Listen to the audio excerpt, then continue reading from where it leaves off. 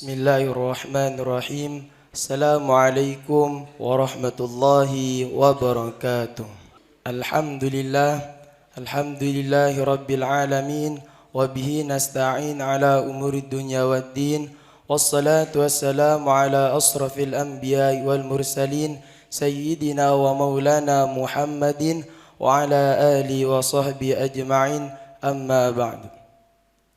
Ahlan wa sahlan para pemirsa Baiki TV yang sedang menyaksikan channel kami dimanapun anda berada.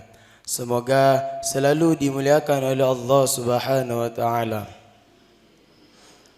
Alhamdulillah, pada kesempatan kali ini kita masih diberikan nikmat iman dan Islam oleh Allah Subhanahu wa Ta'ala, sehingga kita dapat berjumpa lagi dalam keadaan sehat walafiat.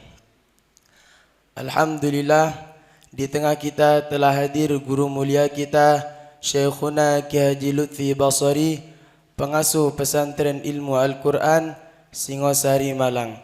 Matta'anallahu bituli hayati syarifah.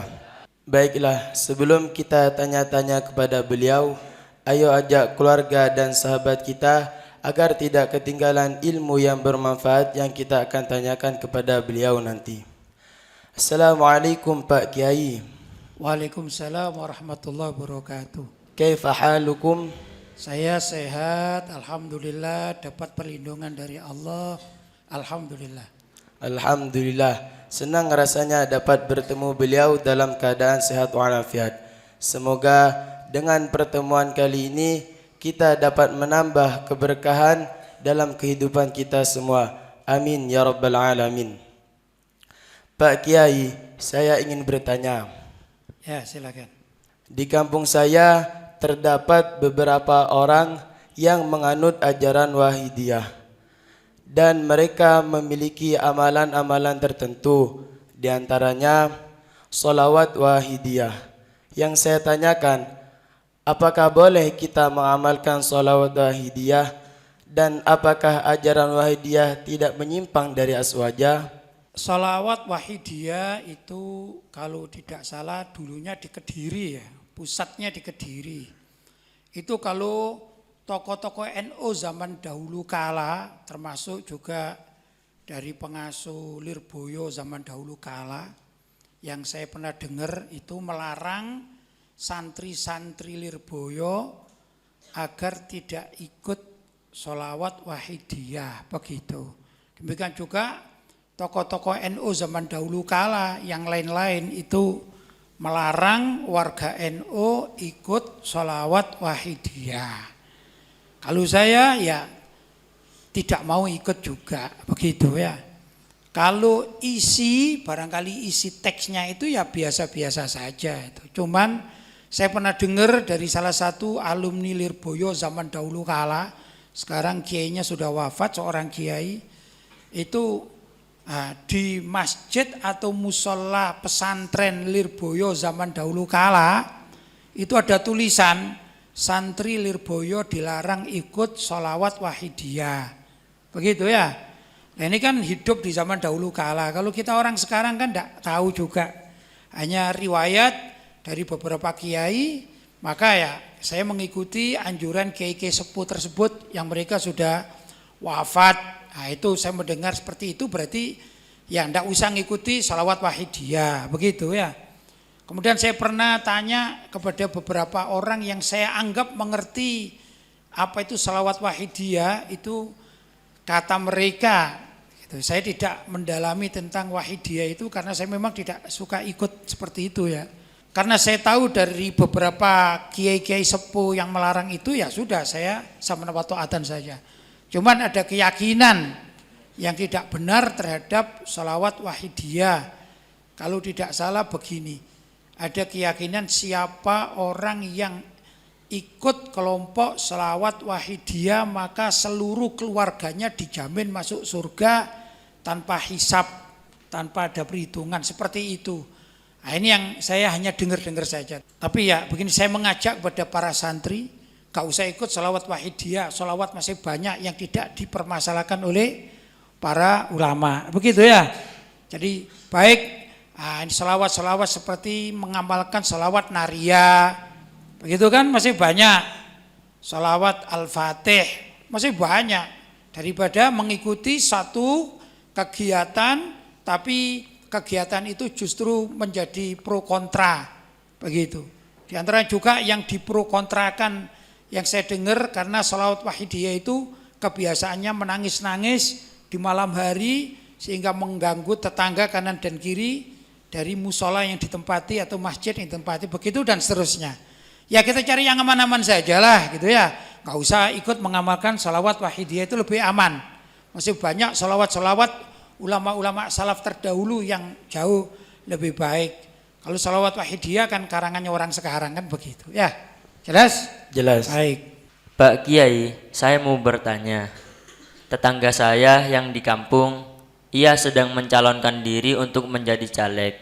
Dan dia juga membayar uang kepada masyarakat supaya memilih dia. Yang saya tanyakan, apa hukumnya menerima uang politik dari caleg dan lainnya?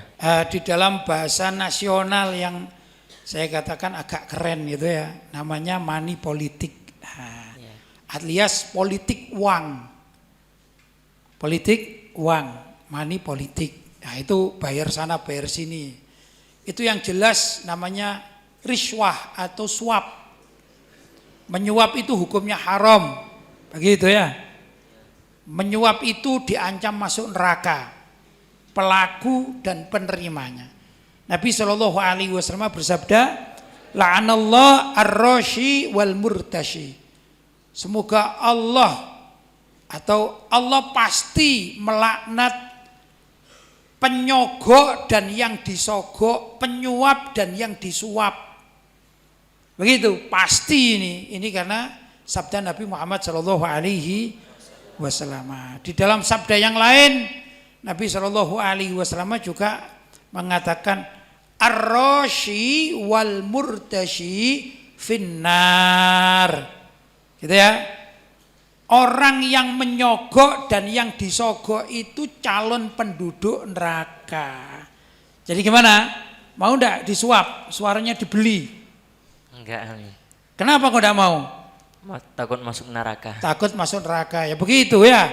Maka umat Islam yang cerdas jangan sampai menerima sogokan calon tokoh-tokoh, apalagi kalau sengaja menipu rakyat gitu ya, dengan jual beli suara. Nanti kalau sudah terpilih dia akan korupsi karena ingin mengembalikan uang modalnya yang untuk suap menyuap. Itu umumnya, jangan sampai ya. Jelas? Baik. Pak Kiai, saya mempunyai seorang teman yang mana ketika sujud pada rakaat terakhir dia selalu melama. Yang saya tanyakan, apakah boleh kita untuk berlama-lama untuk sujud pada rakaat terakhir sementara imam telah membaca tahiyat akhir? Makmum ini ya, makmum berlama-lama sujud gitu ya. Kemudian imamnya sampai salam barangkali. Ya. Bahkan sampai berdiri dan imamnya makan mungkin ya. Dan makmumnya masih sujud saja. Gimana? Kalau sah tetap sah, tapi nggak bagus, maksudnya nggak bagus itu makruh. Loh kenapa? Iya dikatakan ju'ilal imam liyu'tamma bih, dijadikan atau diangkat seseorang itu menjadi imam, khususnya bab sholat tadi ya, liyu'tamma bih, untuk diikuti. Kalau nggak ngikuti imam, lo ngapain jadi makmum? Ya sudah yang normal saja ya, kalau nambah-nambah sedikit ya tidak apa-apalah gitu ya, nambah sedikit. Tapi kalau nambah lama sampai imamnya sudah pulang, makmumnya masih sujud saja, ini makmuman atau gimana ini? Agak niat makmuman, mending sholat yang lain aja, gak usah makmuman di situ kan gitu. Dia aja jadi imam atau sholat sendirian dilama-lamakan begitu ya. Yang kedua, sujud lama itu sebenarnya sebaiknya bukan di sholat fardu. Kalau mau sujud lama itu sebaiknya sholat sendirian. Sujudnya boleh 2-3 jam, boleh. Tapi sholat sendirian tidak berjamaah yaitu sholat sunnah. begitulah yang dulu dilakukan oleh Rasulullah Shallallahu Alaihi Wasallam. Nabi Muhammad itu kalau sholat berjamaah itu meringankan atau memperpendek durasi sholat kalau sedang sholat berjamaah. Tapi kalau sholat sunnah, jangan tanya lama beliau itu, bagaimana berdiri beliau. Diperkirakan di situ membaca surat sampai 5 juz, berdiri saja rakaat pertama, rukuknya kakiyamihi, jumlah rukuknya ini durasinya seperti waktu berdirinya. Ya kalau saya permudah mungkin gambarannya berdiri waktu baca surat Al-Fatihah itu 1/4 jam, rukuknya 1/4 jam, sujudnya 1/4 jam. Bila perlu sujudnya kalau kalian mau 3 jam tidak apa-apa, asalkan sholat sendirian, sholat sunnah. Begitu sunnahnya. Jelas? Jelas. Baik. Pak Kiai, saya mempunyai seorang sepupu di kampung dan dia telah melahirkan seorang anak pada tanggal 22 jam 10 malam. Tanggal 22 jam 10 malam. Baik. Iya. Yang saya tanyakan, Harinya tahu enggak? Harinya. Iya, yang saya tanyakan harinya. Baik. Yang saya tanyakan, hari apakah yang digunakan untuk berakikoh kalau mengambil 7 hari dari kelahiran bayi tersebut? Bukan maksud saya harinya itu lahirnya menurut si ibu itu hari Sabtu, apa hari Ahad atau hari Senin? Hari Senin, Ami. Hari Senin. Hari Senin jam berapa? Jam 10 10 malam. Itu kalau hitungannya, hitungan syariat berarti sudah masuk hari Selasa. Karena perpindahan hari itu menurut angka atau penanggalan Islam adalah waktu masuk maghrib. Begitu ya. Terus Iya. yang ditanyakan, Hari apakah yang digunakan untuk berakikoh kalau mengambil 7 hari dari kelahiran bayi tersebut? baik, karena mintanya 7 hari berarti dihitung itu hari Selasa kan, hari pertama. Selasa kan bisa pagi sampai maghrib kan Selasa ya. Iya. Selasa, Rabu, Kamis, Jumat, Sabtu, Ahad, Senin. Gitu ya. Jadi Senin yang akan datang begitu. Iya. Begitu. Mulai maghrib Senin alias malam Selasa sampai Selasa adzan maghrib itu boleh untuk akikah.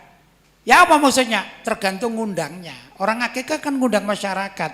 Ya, kalau acaranya dipakai malam berarti lebih baik Senin malam, misalnya ba'dal maghrib, ba'dal isya, begitu. Kalau acaranya mau dipakai pagi, sebaiknya Selasa, mau pagi, mau siang, atau asar. Kan ada kan acara tergantung, ya pilihannya itu Senin malam yang akan datang atau seminggu ya, atau Selasa yang akan datang. Begitu hitungannya. Jelas? Baik. Pak Kiai, di dalam rumah tangga terdapat seseorang istri Baik. yang tidak diberi nafkah oleh seorang suaminya kurang lebih 3 tahun. Baik. Lalu istri tersebut mengajukan surat cerai kepada suaminya. Baik. Yang saya tanyakan, bolehkah seorang istri mengajukan surat cerai kepada suaminya dikarenakan suaminya tidak memberi nafkah kepada seorang istri? Baik. Di dalam pernikahan itu ada istilahnya sighot, talak, taklik. Nah, gitu ya. Di Indonesia ini ya, sighot, talak, taklik. Yaitu persyaratan antara lain yang perlu dibaca oleh suami. Di dalam isinya itu seingat saya begini. Suami mengatakan kepada istri, kalau aku tidak memberi nafkah selama 2 tahun, gitu, maka aku jatuhkan talak 1 dan aku ganti iwat, begitu ya. Pembayaran ini aku serahkan kepada KUA dan lain sebagainya. Jadi namanya talak taklik. Artinya seorang istri berhak untuk minta cerai kalau ditelantarkan. Itu satu. Caranya pertama bisa mengajukan kepada suaminya. Kalau suaminya orang baik saya katakan dia mengatakan, ya memang aku sudah tidak mampu menafkahi istriku, maka suami soleh dia akan mengeluarkan kata-kata cerai untuk istri yang ditelantarkan. Ini berarti suami yang soleh. Tapi suami yang jahat ini sudah tidak memberi nafkah, dia akan mempersulit perceraian tersebut. Ini suami jahat namanya. Jelas? Jelas. Nah, kalau misalnya suaminya jahat karena tidak mengeluarkan kata-kata cerai, maka si istri berhak untuk mengajukan cerai lewat pengadilan. Di sana sudah diatur tata caranya. Ada fasakh, ada khulu, semua sudah diatur di mana? Pengadilan agama. Boleh dipelajari lewat KUA terdekat. Misalnya sang istri itu ditemani oleh keluarga laki-lakinya, entah itu ayahnya, entah itu kakaknya, entah itu pamannya, konsultasi kepada pihak KUA terdekat. Misalnya begini, Pak KUA, saya sebagai istri, saya tidak tahu kemana ini suami saya. Ini sudah 3 tahun tidak nongol di rumah, tidak pernah kirim berita, saya jadi repot semuanya. Maka saya mengajukan apa yang terbaik, nanti pihak KUA akan berikan penerangan. Mau pilih fasakh, mau pilih khulu dan lain sebagainya. Ada tata caranya ya, pihak KUA pasti akan memberikan penerangan, pada akhirnya nanti ke pengadilan agama. Begitu ya. Istilahnya gugat cerai sudah diatur di dalam fikih. Begitu ya? Jelas? Jelas. Baik. Pak Kiai, saya mempunyai seorang teman yang mana setiap kali ia berpakaian sampai menutupi mata kaki. Yang saya tanyakan, bagaimana hukumnya berpakaian yang sampai menutupi mata kaki? Berpakaian sampai menutupi mata kaki dalam bahasa Arab atau bahasa hadis namanya isbal. Isbal itu pakaian yang menutupi mata kaki. Itu ada 2 pendapat. Pertama haram, kedua boleh. Gimana yang haram itu? Isbal yang di dalam hadis Nabi Shallallahu Alaihi Wasallam disebutkan ma asfala minal ka'baini minal izari fafinnar. Ini riwayat Imam Bukhari. Pakaian yang menutupi mata kakinya itu akan diancam masuk neraka. Ini hadisnya sahih menurut riwayat Imam Bukhari. Kalau mengacu pada hadis ini berarti orang yang ya, pakaiannya isbal, apa isbal? Sampai menutupi mata kaki, maka dia diancam masuk neraka alias haram. Begitu ya? Iya. Saat Nabi Shallallahu Alaihi Wasallam bersabda seperti itu, ada beberapa riwayat, saya ambilkan satu. Tiba-tiba Sayyidina Abu Bakar As-Siddiq radhiyallahu ta'ala anhu mengatakan, ringkasnya, ya Rasulullah, pakaianku itu rata-rata menutupi mata kaki. Saya bisa tidak menutupi mata kaki kalau saya jinjing begini. Maka Rasulullah mengatakan, kamu bukan termasuk isbal yang diharamkan, sebab kamu pakaiannya itu menutupi mata kaki bukan karena kesombongan. Paham? Di sini para ulama Ahlus Sunnah wal Jamaah mengatakan isbal yang haram, yang akan diancam masuk neraka itu kalau disertai dengan sombong. Begitu ya? Karena pakaian zaman dahulu kala, raja-raja dan pembesar-pembesar Arab jahiliyah itu mereka menampakkan bahwa pakaian mereka ini sampai nyapu tanah, menyapu tanah karena saking panjangnya. Itu pakaian kebesaran orang-orang kafir jahiliyah, karena itu dilarang oleh Rasulullah Shallallahu Alaihi Wasallam. Kenapa? Karena apa itu? Khuyala, yaitu kesombongan. Jelas ya. Tapi tatkala yang melakukan itu Sayyidina Abu Bakar, dan beliau tidak pernah khuyala tersebut, ternyata tidak apa-apa menurut Rasulullah Shallallahu Alaihi Wasallam. Jelas? Karena itu saya mengatakan ada dua hukum. Jika menggunakannya sampai menyentuh tanah karena kesombongan, pamer, ya, maka hukumnya haram. Bahkan orang yang mempunyai pakaian celana misalnya cingkrang ini ya sebatas betis, tapi dia mengatakan pada dirinya, aku sudah sangat islami dan hanya akulah yang melakukan sunnah Nabi, sedangkan yang sarungnya ini sampai menutup mata kaki, mereka semuanya di neraka misalnya. Justru yang pakai cingkrang semacam demikian karena kesombongannya ini diancam masuk neraka. Jadi tergantung dari niatnya, jelas ya. Demikian juga kalau ada orang yang isbal, itu pakaiannya betul-betul sengaja direndahkan sampai menutup mata kaki dan sampai menyentuh tanah, niatnya sombong, maka ini yang diancam masuk neraka.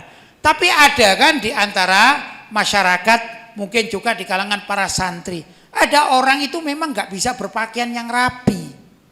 Ya, saya di dalam bahasa Singosari, orang Jawa katanya, kalau pakai sarung mobrot-mobrot, itu bahasa Singosari.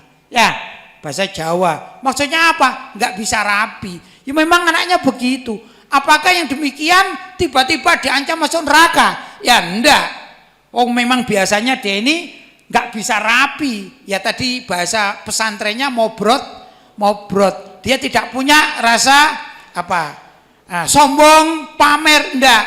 Maka ini termasuk yang seperti apa yang ditanyakan oleh Sayyidina Abu Bakar As-Siddiq radhiyallahu taala anhu. Jelas? Jadi tergantung dari niatnya. Tapi anjuran saya, kalau bisa kita menghormati lafadz hadis, kalau bisa pakaian kita diusahakan jangan sampai menutup mata kaki, maka akan mendapatkan kesunahannya. Paham? Paham. Baik. Alhamdulillah, tanya jawab santri PIG sudah selesai. Insya Allah kita akan sambung pada episode selanjutnya. Terima kasih kepada para pemirsa dimanapun Anda berada yang senantiasa menyaksikan tanya jawab kami dari awal sampai akhir. Semoga apa yang disampaikan oleh narasumber kita, beliau Syekhona Kiai Haji Lutfi Basori, bermanfaat bagi kita di dunia dan di akhirat. Semoga apa yang telah disampaikan oleh beliau bermanfaat bagi kita di dunia dan di akhirat. Dan semoga beliau diberikan kesehatan dan panjang umur sehingga bisa membimbing kita dalam mempelajari ilmu agama yang bermanfaat di dunia dan di akhirat. Amin amin ya rabbal alamin. Jangan lupa tetap dukung channel kami dengan cara like, komen, subscribe dan share sebanyak-banyaknya supaya tidak ketinggalan video-video yang terbaru dari kami. Bila ada kurang lebihnya mohon maaf yang sebesar-besarnya. Wassalamualaikum warahmatullahi wabarakatuh.